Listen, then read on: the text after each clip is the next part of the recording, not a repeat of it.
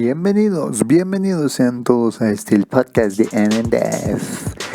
El día de hoy vamos a platicar de 3 temas, pero creo que este va a ser un podcast demasiado, como no hubo podcast la semana pasada, vamos a intentar hacer un podcast un poco más abierto, un poco más completo, entonces pues espero que les guste esta idea que estamos teniendo. Vamos a platicar sobre The Shows. Doctor Stone es un ánimo que también es un mango. Bueno, no sé si sea mango, pero sí es ánimo. Doctor Stone. Y vamos a platicar de juegos. Vamos a seguir ahondando en Outer Worlds. Y en libros, esta vez vamos a platicar sobre el libro de Poor Economics, que fue escrito por los recién ganadores del premio Nobel. Y bueno, vamos a andar un poco en eso. Así es que sin más preámbulo, comenzamos. Bueno, ya debemos dejar de usar esa música de otros podcasts. Utilicemos nuestra musiquita que se escucha de fondo.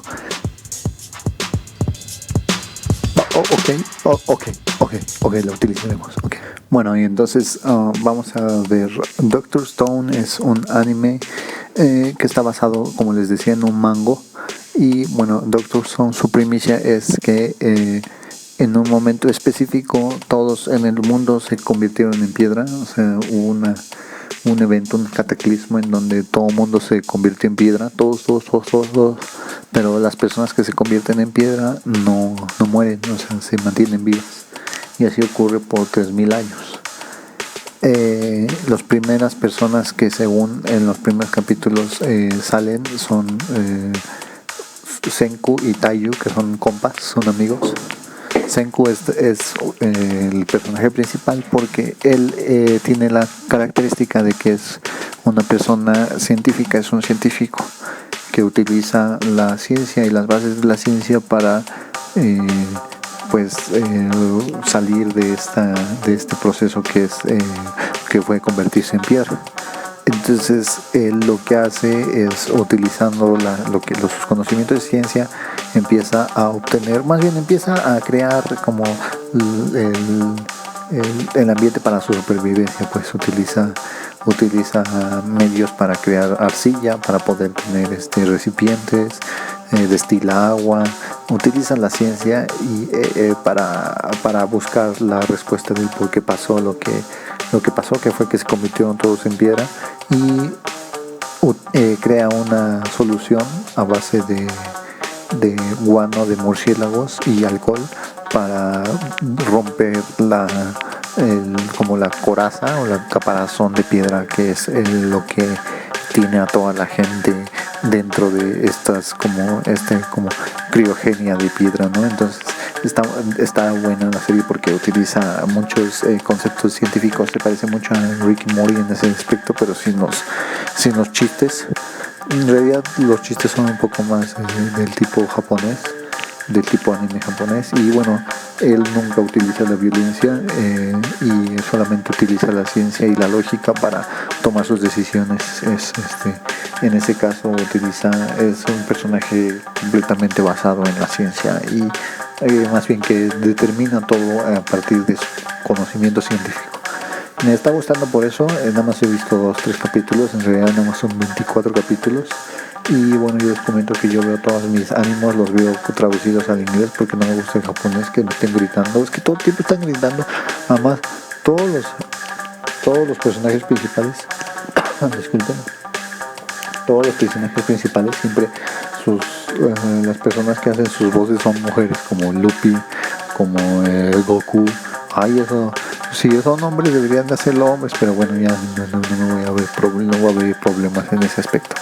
Total que bueno, esperé a verla en inglés, en el doblaje en inglés, y me gusta mucho porque uno de los personajes principales del doblaje tiene una voz muy parecida a la de Kylo Ren. Y ahí me siento que está hablando él. Y bueno, está divertida la serie, voy a seguirla viendo y ya les comentaré después qué tal, si me gustó o si no está tan buena, en el aspecto de que bueno, es un anime nomás, ¿no? El día de hoy no vamos a hablar mucho de las series, ni de animes, ni de shows, ni nada, porque quiero enfocarme más en el juego de Outer Worlds y en el libro que estaba leyendo. Así es que vamos a nuestra siguiente sección. En este caso sería Video Games, Gaming, y vamos a hablar sobre Outer Worlds, que ya les hablé el podcast pasado acerca de él. Ok, regresamos en un momento.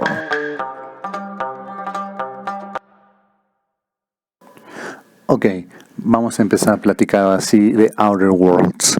Outer Worlds es un juego, como les había comentado en el podcast pasado, de un RPG en donde la primicia es que tú eres una persona que fue renacida, digámoslo así, fue revivida después de estar en el letargo en una criogénesis por 70 años.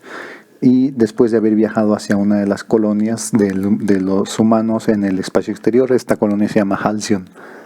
Y bueno, en esa, cuando te reviven,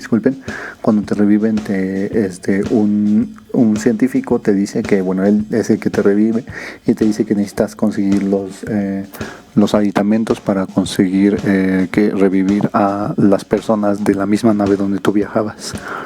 Entonces te dan la opción de ser de tener el origen, digamos, que tú quieras. Por ejemplo, puede ser un conserje, puede ser un político,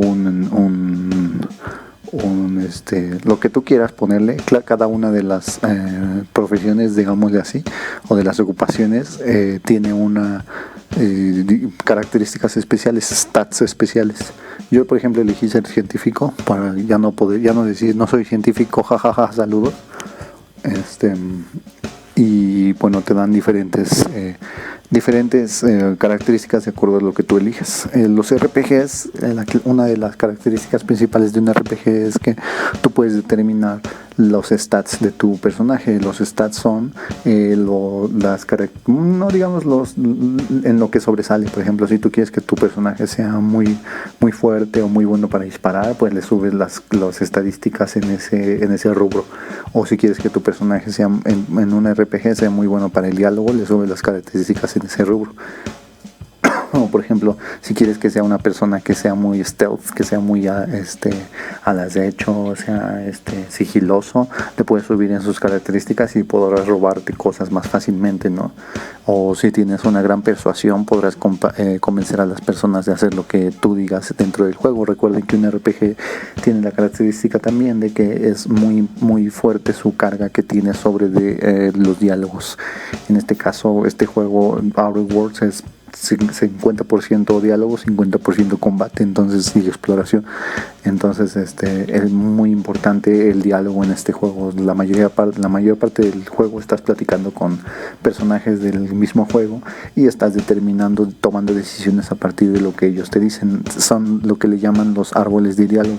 Te dan opciones para una posible respuesta y tú, dependiendo de cómo quieres que sea tu historia de tu personaje, tú vas respondiendo lo que te vaya diciendo o lo que te vayan proponiendo en el juego. Esa es la característica de los RPGs y el por qué es tan divertido este juego, porque por lo menos de los RPG que he jugado, en este juego tú puedes matar a todos, tal cual, inclusive puedes traicionar al señor que te rescató, que te sacó de la criogenia, puedes traicionarlo y venderlo para que le caiga la chota, ahora sí que. Entonces así te dan la opción de que traes tu pistola y platicas con alguno de los que te van a mandar una misión y en ese momento le puedes dar un balazo. Claro está que si tú haces esa ruta, inclusive hay una opción para, debido a utilizar esa ruta, terminar el juego en 20 minutos, porque puedes tomar decisiones de las más drásticas posibles y por ello cambiaría completamente el resultado de lo que el juego está, de lo que podría ser el final más óptimo, ¿no? En ese caso hay personas que intentan pasar el juego de manera muy rápida con tal de obtener este final rápido, ¿no? Y bueno, hay otros que, como yo, quieren buscarlo o aprovechar al máximo este juego, sobre todo en sus opciones de diálogo. Entonces, pues es lo que he estado jugando en estas semanas. Outer Worlds, los juegos RPG normalmente duran mucho tiempo, duran 20, 30 mínimo horas. Yo, por ejemplo, llevo 24 jugando no seguidas, claro está, sino acumuladas. Y bueno, ya estoy en la parte final del juego ahorita. No lo he terminado, pues ya veo por dónde va la cosa, ¿no? Entonces, bueno, como les comentaba, los RPGs, como cuando les hablé de Undertale, son juegos que tú decides y decides cómo va a ser el resultado de la historia de los personajes. En este juego, según esto, tú obtienes una nave espacial con la cual viajas para lo largo de toda la colonia humana, Halcyon, y puedes conocer los diferentes planetas, y cada uno de los planetas tiene sus misiones y características especiales. Recuerden lo que les contaba el podcast pasado, en Outer Worlds es un juego donde las corporaciones son las que mandan dentro de la colonia y las corporaciones son las que determinan qué se tiene y qué no se tiene que hacer. Es un mundo completamente del capitalismo y tiene aspectos muy exagerados en ese aspecto, ¿no? O sea, en el rubro de que el capitalismo es el mandamás dentro de la misma dentro el mismo contexto de la historia, pues las corporaciones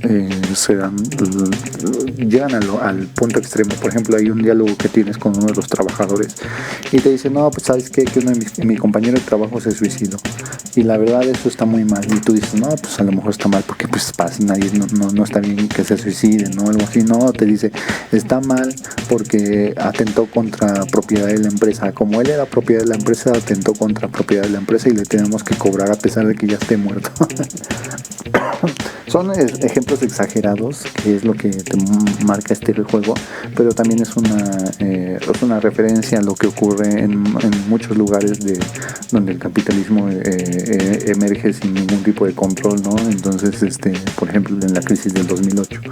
Entonces, en este juego, pues te muestran este tipo de ejemplos de lo que puede llegar a ser en extremo. Por ejemplo, en otra situación, te metes a una computadora y te dice la computadora, te dice, si tú no tienes autorización para checar esta computadora, te recomendamos en este momento dejar de utilizarla, irte a entregar a las autoridades y pagarle a la compañía lo que le tienes que pagar. De lo contrario, se te hará acreedor a una sanción mucho peor. Entonces se supone que tú tienes que vivir, y que como ya han pasado 70 años de que empezó esta colonia, de que ya no hay un tipo de control, pues las personas que nacen y han vivido en ese ambiente, o los que ya existen dentro de esa colonia, pues ya tienen la idea de que así es la vida, solamente así existe la vida, ¿no? Entonces, lo que les quería comentar es que hay compañeros en este juego. Compañeros son NPCs, son non-player characters, o sea, personajes que tú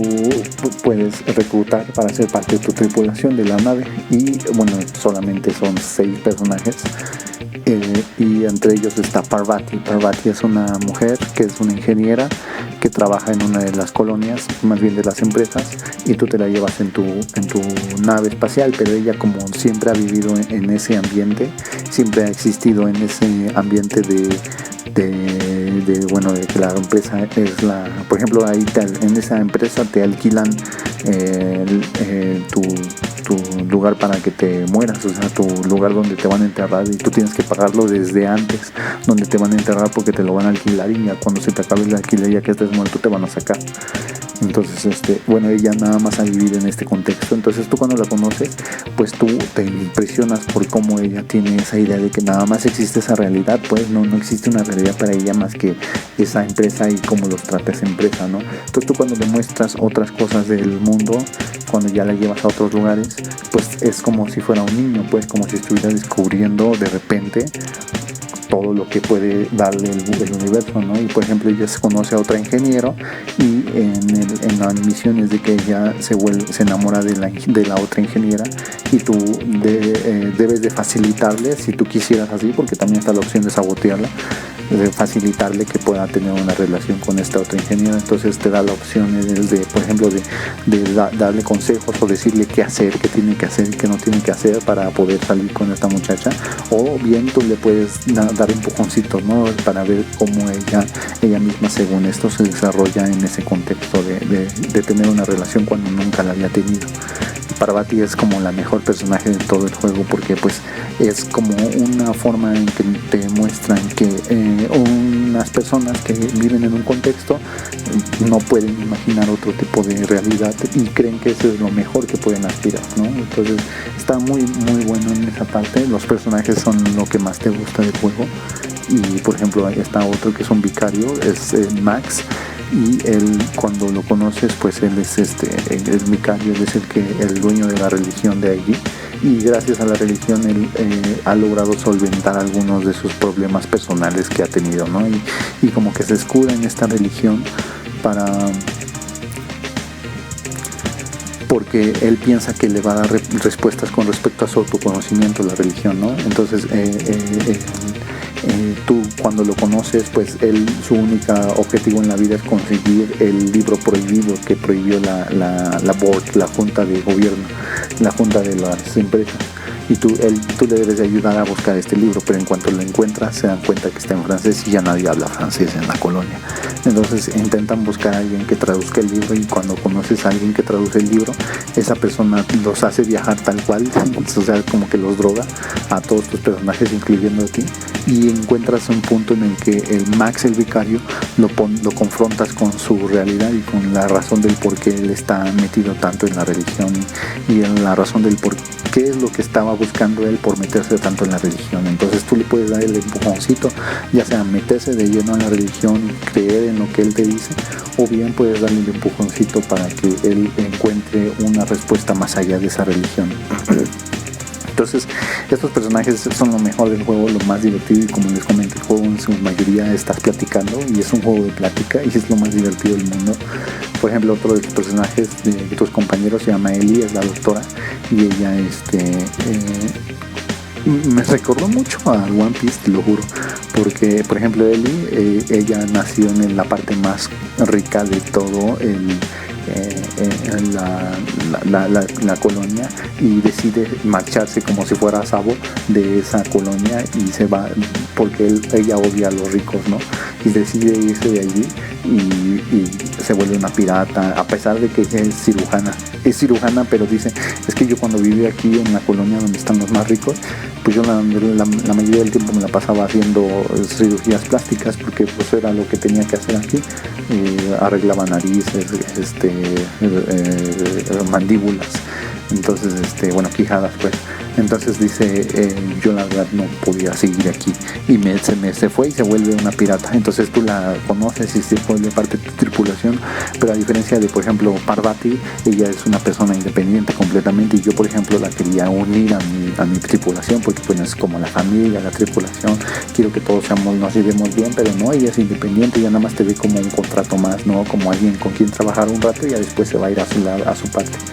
Entonces ese tipo de cosas son lo que hacen tan atractivo este juego. De luego, se los juro, es muy muy bueno. O sea, ahorita está dentro del top de los mejores juegos del año, Outer Worlds, porque bueno, te da la idea de que tú vas a manejar, eres el administrador de una nave, eres el capitán de la nave, ¿no?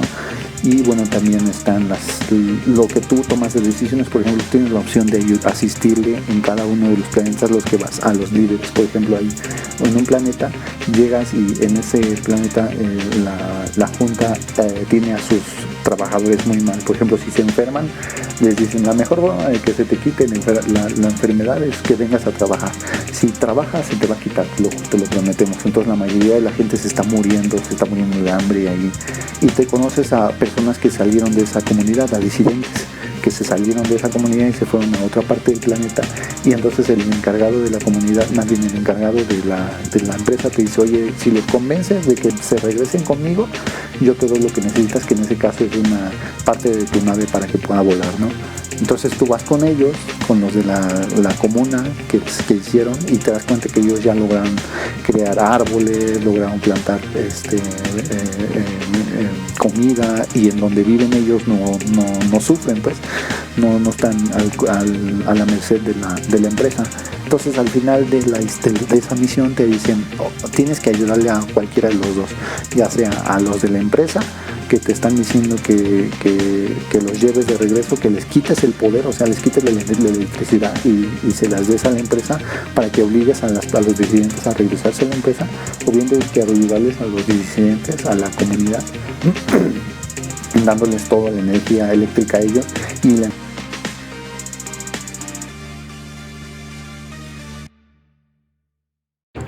entonces, la verdad sí está muy divertido el juego de Outer Worlds, debo de decírselos. Es una cosa muy divertida eso de tomar decisiones, de determinar el destino de lo que va a decidirse y va a ocurrir en la colonia. Algunos ejemplos que les puedo dar con respecto a lo que les comentaba de los casos exagerados donde el capitalismo es rampante a más no poder. Por ejemplo, les prometen a los trabajadores que van a tener un lugar a donde se van a retirar, que es en la parte de la colonial la más lo más rico de todos, ¿no? Entonces se supone que llegan las personas, los que están retirados, los trabajadores retirados, y les dan una bienvenida impresionante con bombo y platillo, pero cuando llegan adentro de la instalación, en realidad están en lo peor que puede haber, y ninguno de ellos dura más de un mes o 2 meses vivo, porque las condiciones son lo más precarias posibles. Entonces los llevan ahí con base en el engaño. Entonces el juego, en el contexto del juego, te da dos opciones: o ayudas a Phineas Wells, que es el que te despertó de tu letargo, de tu sueño en la criogenia. Le ayudas a despertar a tus demás compañeros que venían en la misma nave contigo, porque él dice que ellos pueden tener una respuesta a la situación. O sea, ellos, como son las mentes más brillantes de toda la Tierra, los que venían en esa nave, ellos pueden ser los que tengan las respuestas, o bien le ayudas a la Junta en seguir con su plan de seguir obteniendo dinero. Claro está que la Junta te va a compartir ese dinero a ti, y vas a vivir tú como lo que vas a ser el rey de reyes, ¿no? Dentro de la corporación, pues, de la comunidad de corporaciones que vive ahí en Halcyon. Entonces esa es como la decisión principal, y depende de lo que tú decidas o de lo que tú hagas con respecto a las decisiones que tomes, obtienes diferentes finales del juego. Entonces pues ya sabrán que yo estoy ayudándole al otro compa, al científico, a ver si podemos revivir a mis compañeros. Y bueno, voy a ver el final ese, pero bueno, eso es lo que te da el juego, te da la rejugabilidad, le llaman, el aspecto de que tú puedas volver a jugar el juego para obtener un final diferente. Pues todavía no lo he acabado, estoy ya en la parte del endgame, a ver en qué termina, cómo termina y demás, pero me ha gustado mucho. Yo creo que es el juego. No he jugado Death Stranding, tampoco he jugado Fire Emblem Three Houses, pero bueno, de los juegos que he jugado en el año, yo creo que este es el mejor en cuanto a historia, ¿no? Me gustó mucho Greater in the World, también está muy bueno, muy divertido, pero bueno, ese no es un juego de muy buena historia, y ese sí es un juego, pues ese no es un RPG. Bueno, amigos, los dejo ya con la última parte, que va a ser la review sobre el libro de Poor Economics, y regresamos en un momento. Ok, amigos, entonces vamos a platicar. El Premio Nobel de Economía se entregó hace unas pocas semanas, y se entregó a académicos de unas universidades. Entre ellos está Abhijit Banerjee y Esther Duflo, que son los que escribieron este libro que he estado leyendo en estos últimos días. Se llama Poor Economics.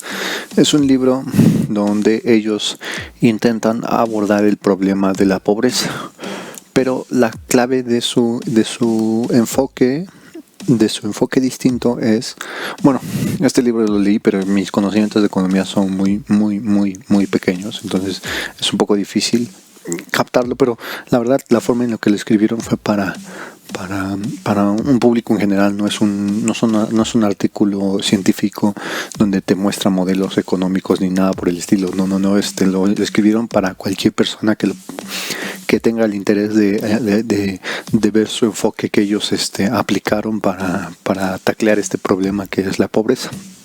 Entonces, la clave reside en y ellos empiezan su libro de esta forma: el problema de la pobreza es un problema muy grande.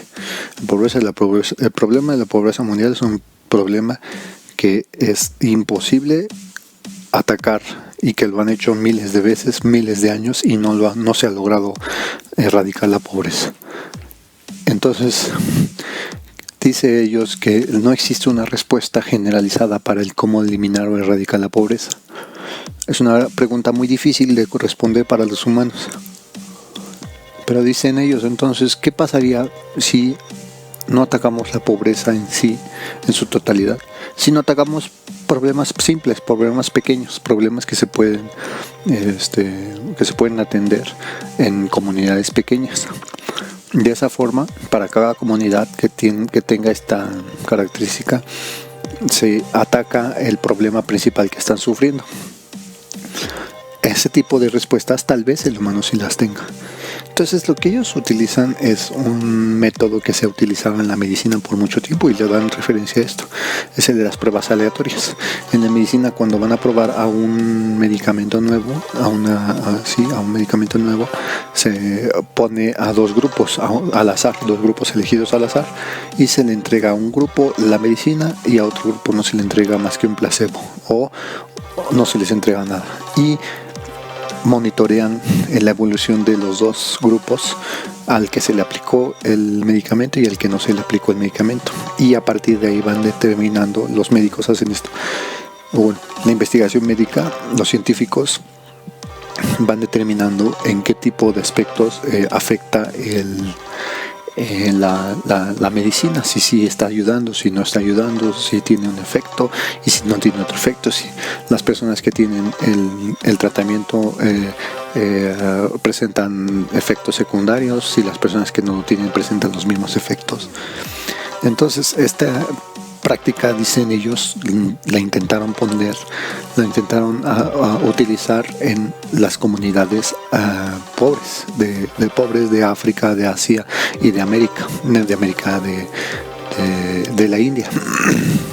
Entonces utilizaron estas pruebas, decidieron atacar problemas en específico, problemas pequeños de algunas comunidades, y a alguna comunidad que tenía ese problema le asignaron una solución y a la otra comunidad no le asignaron la solución, y compararon los resultados para ver cómo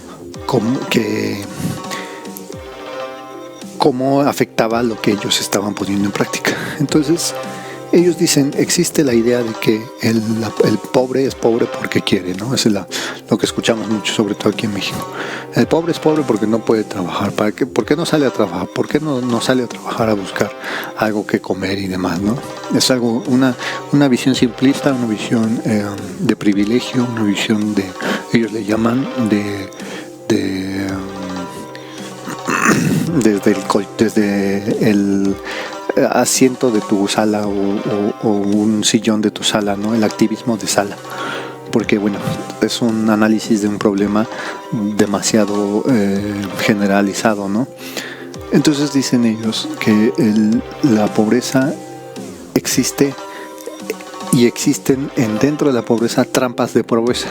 Esto quiere decir, un hombre que tiene pobreza extrema no puede consumir alimentos, las calorías suficientes para poder tener una jornada laboral completa y poder obtener dinero a partir de su trabajo.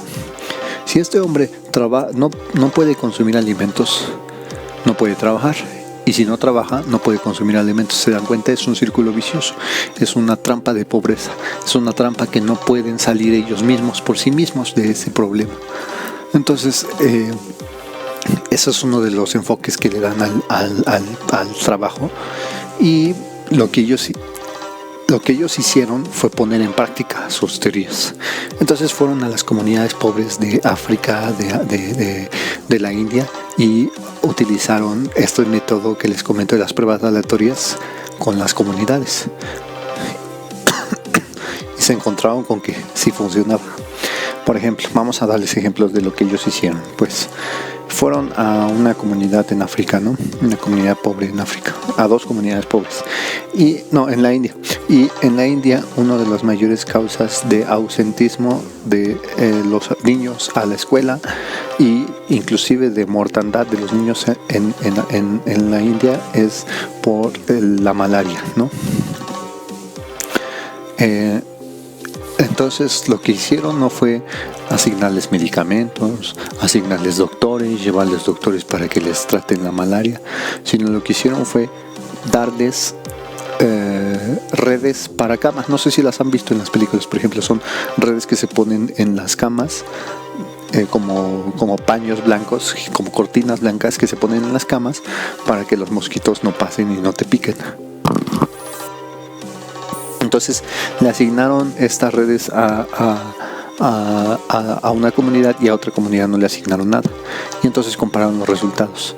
En la comunidad en la que se le asignaron las redes se dieron cuenta de que el índice de personas que contraían malaria había bajado al extremo, un 97%, y bueno, en el otro pues no había bajado nada y se había mantenido como estaba. Entonces el hecho de que existan estas dicen, es que también el problema es que se quiere abordar el problema de la pobreza para erradicarlo en 1 o 2 años, cuando es un problema que es a largo plazo. Cuando estos niños ya no tienen malaria, porque ya se les asignó las redes, los niños pueden acceder a tomar clases en la escuela.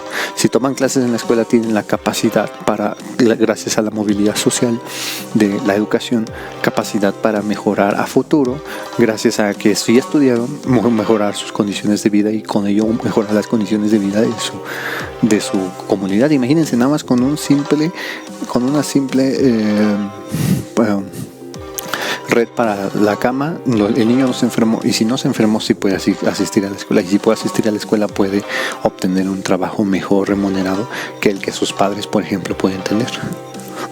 Otro ejemplo que les voy a dar, en otra comunidad en África, la mayor causa de mortandad de los niños en esa comunidad y en la mayoría de los países que sufren de esto de la pobreza extrema es los cuadros diarreicos.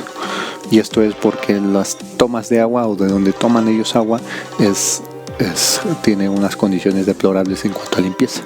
Entonces lo que les hicieron fue asignarle a una comunidad gotas de cloro para que le pusieran al agua antes de consumirla. Les enseñaron a utilizarla, y a la otra comunidad no le asignaron nada. Entonces hicieron la comparación de los resultados y se dieron cuenta que en una comunidad los cuadros de diarrea habían disminuido en un 80%, cuando en la otra comunidad no se había presentado eso. Entonces el niño ya no se muere y ya puede vivir más tiempo. Entonces este tipo de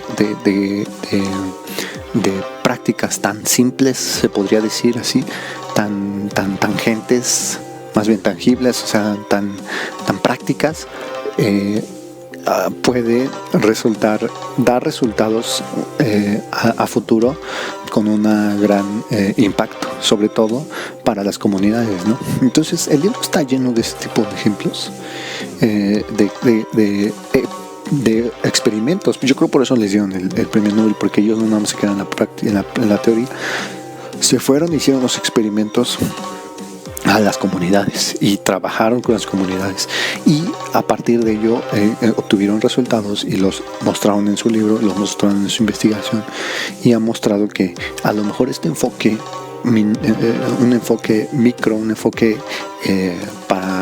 para comunidades en específico y para necesidades de esas comunidades, puede ser la respuesta a otro tipo de políticas públicas, como sería otorgarles dinero directamente, ¿no? Como algunos de las personas de pobres se les asignan, cuidados de salud muy sofisticados, ¿no? Se les asignan cuidados para la prevención de enfermedades, pero como ellos van a tener la idea de asistir con el doctor a la prevención de enfermedades cuando no tienen ni la información de qué enfermedad están teniendo? Son personas con un nivel educativo muy bajo, entonces ellos no saben qué tipo de enfermedades se les presentan cuando se les presenta una enfermedad. Entonces ellos van con un doctor, y el doctor en su mayor parte de las veces es de la misma comunidad. Entonces el doctor les da lo que él tiene de su experiencia, que en su mayor parte no está basado en pruebas científicas y no está basado en lo que debería de ser. Entonces les da medicamentos que atacan el problema, pero no les dice una forma de prevenir el problema. Por ejemplo, problemas de alimentación, problemas de algún tipo de problemas de higiene de la mujer, por ejemplo. Todo este tipo de problemas no se atacan en forma preventiva, pero cómo ellos van a tener la noción de atacarlo de forma preventiva si no han tenido una educación que les dé la idea de qué tienen que hacer, de que cómo se debe de atacar un problema para que a futuro les cause mayores complicaciones. Entonces es un libro demasiado interesante. Poor Economics, les comento. Es un enfoque muy atractivo, esta idea que tienen ellos de atacar problemas en específico que después de cierto tiempo se van a ir acumulando y van a crear las situaciones y las condiciones para que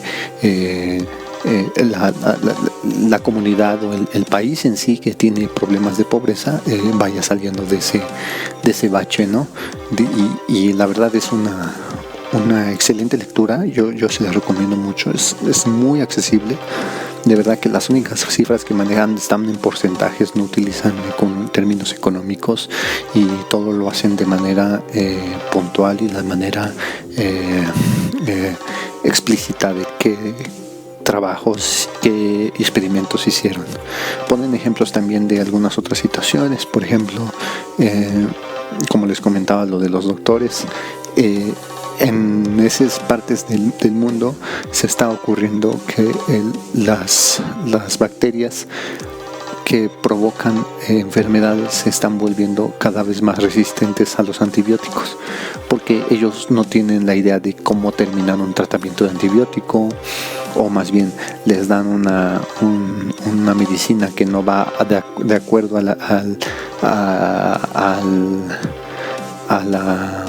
la bacteria que les está atacando. Entonces hay un gran problema hoy día de que las bacterias se están volviendo cada vez mucho más fuertes, porque pues las personas que viven en esta situación para la mala fortuna que tenemos son en su mayoría es una población muy grande. Entonces, si esta población muy grande ataca problemas simples como un resfriado común o un problema de diarrea con antibióticos, provoca que las bacterias se vayan generando cada vez sean más fuertes. Entonces hay un problema ahí también que está siendo palpable hoy día. También pone muchos ejemplos con respecto a lo que tenemos en un mundo occidentalizado y lo que ellos pueden aspirar a tener. Por ejemplo, dice que existe una tendencia, y el libro fue escrito en el 2005, existe una tendencia, decían ellos, de que en ciertas partes de Estados Unidos a los niños no se les está inmunizando, no se les están dando las vacunas necesarias, y se presentan cuadros de malaria, por ejemplo, en Estados Unidos, cosa que no ocurría, ¿no? Y eso en ese tiempo, ahorita con el movimiento anti-vaxxer, imagínense si son personas que tienen acceso a la mejor educación del mundo, pues porque son el país con la mayor economía del mundo, que es Estados Unidos. Imagínense, nos ponen de ejemplo qué pasaría con alguien que no tiene la educación que han recibido las personas de Estados Unidos y que tienen la idea de que su hijo, para qué lo van a vacunar si no le va a ayudar en nada. Entonces dice que el nivel de vacunación de ciertos lugares en África o en India es muy bajo, pero no es que falten las vacunas, es el problema. O sea, en el gobierno hindú, por ejemplo, asignó un gran parte de su PIB para programas de vacunación en todo su territorio, y hay vacunas en todo el territorio. El problema es que las personas, al no tener la información, no saber qué es lo que se están dando a sus hijos y no ver en ese momento que mi hijo se le va a quitar la enfermedad, o sea, no lo ven tangible, pues provoca que la mayoría de las personas no vayan a vacunarse. Entonces, ¿para qué les das las vacunas si no tienen una base previa de cómo tienen que darles la información tanto a los niños como a los padres de que necesitan vacunarse los niños?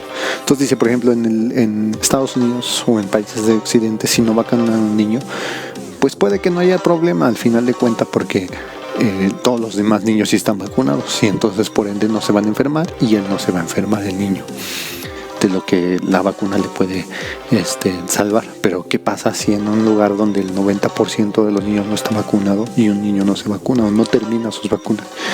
Eso provoca que existan enfermedades que se pueden prevenir.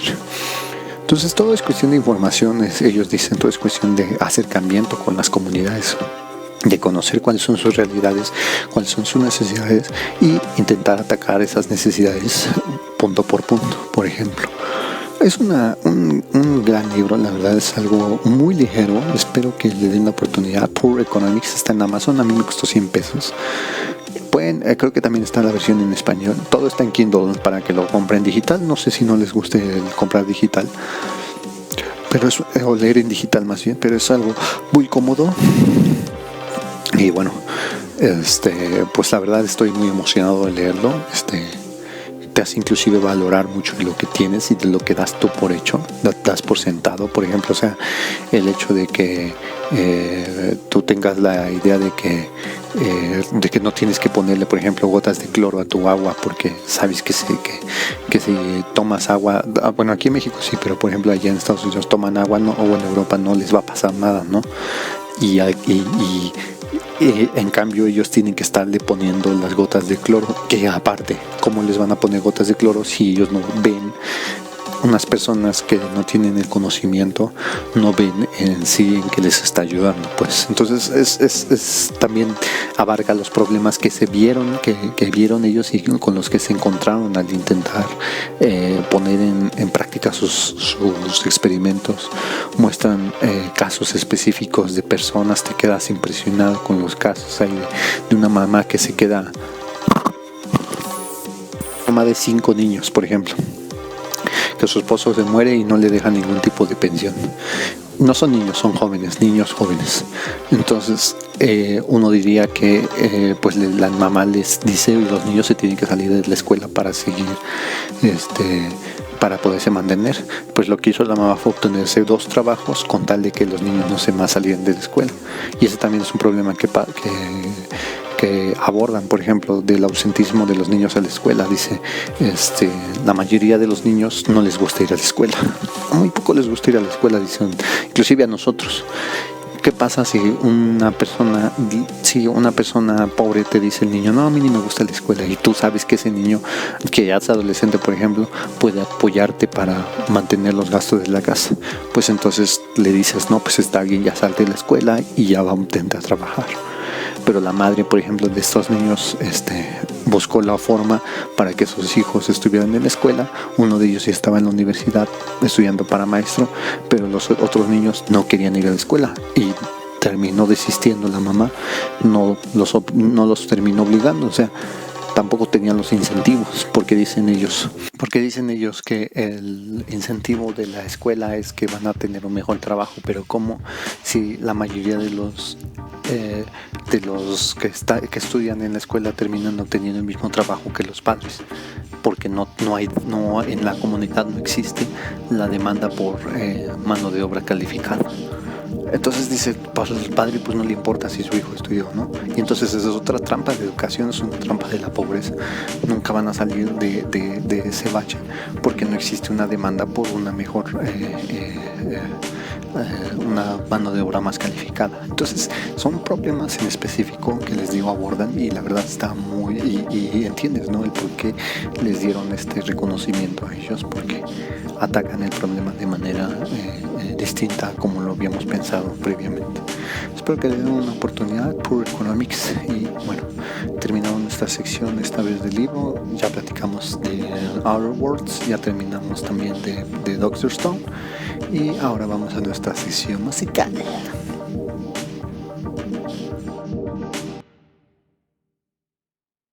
Ok, la semana pasada les mostré a Dubstep, un poquito de Dubstep con Yellow Claw. Es una canción maravillosa, espero que la hayan escuchado. Hemos estado mostrándoles canciones tranquilitas, así como decimos Bonillo, y yo creo que esta vez les voy a enseñar una canción que ella me enseñó. Es una muchacha, una artista,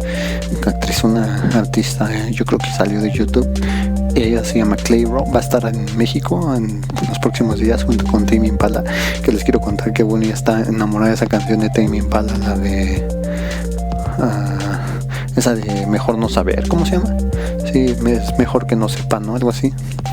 Se la pasa todos los días por las mañanas, se despierta cuando se cambia para irse a la escuela y se la pasa poniendo la canción y todo el tiempo está bailándola mientras se cambia. Se le dice que es su práctica favorita, esa canción de Les I Know de Better se llama. Si mientras menos sepa, mejor. Y bueno, esta canción también me la enseñó ella. Ella es Clayro. Esta canción se llama Sofía y habla de una relación que quiere tener con Sofía ella. Está muy divertida la canción, muy bonita. Espero que compartan el podcast, amigos. De verdad que es la única forma en que vamos a obtener más listeners, vamos a obtener más personas que lo escuchen. Les pido que lo compartan, si les gusta, si no les gusta, que lo comenten, que me comenten algo, si que les gusta, que no les gusta, que les atrae, que no les atrae. Esto es un podcast que queremos que crezca y la única forma en que vamos a hacer que crezca es mouth to mouth, es de boca en boca, que vayamos platicando con los demás, si les gusta el podcast, si les gustan las secciones, si les gustan los temas que abordamos. De verdad que les pido compartirlo y ya saben, síganme en Twitter, Alan Duff, síganme en Facebook también, Alan Duff, donde, bueno, en Twitter acabo de platicar un poco de Outer Worlds y de Watchmen, de por qué ya no quise verla. Bueno, pues a ver qué opinan, amigos. Bueno, entonces les dejo con Sofía. Esto es Sofía de Clayro. Sale, bye, ahí nos vemos, compas. I think we could do it if we try.